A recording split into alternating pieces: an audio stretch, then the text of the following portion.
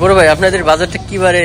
মঙ্গলবার, শুক্রবার। শুক্রবার। আচ্ছা, তো দর্শক এই বাজারটা আপনার শুক্রবার এবং মঙ্গলবারে প্রত্যেক সপ্তাহে বসে, কল্যাণপুর বাজার। সুপ্রিয় দর্শক, আসসালামু আলাইকুম।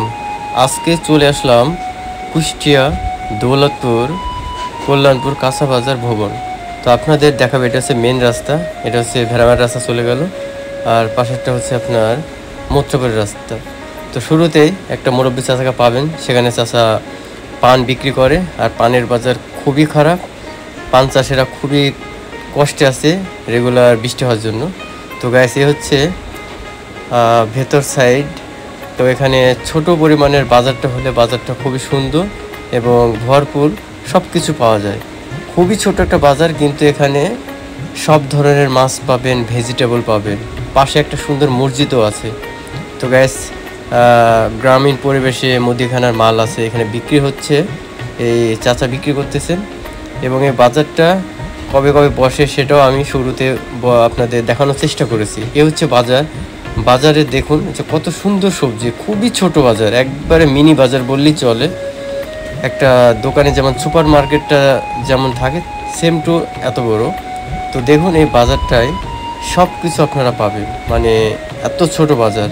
আপনারা গিয়ে দেখবেন, ছোট বাজার হিসেবে আপনারা আপনাদের ফ্যামিলির জন্য সব কিছু পাবেন এখানে।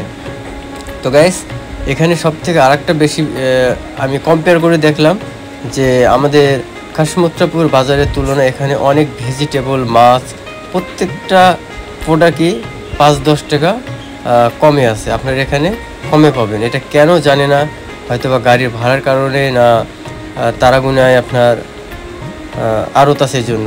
আর এই মাছটা 3টায় 1 কেজি 700 টাকা, 5টায় 1 কেজি, সেটা হচ্ছে আপনার 600 টাকা। তো গাইস, সেই মাছটাই আমাদের মথুর বাজারে একটু বেশি, যার কারণে এখানে মাছ খুবই সস্তা।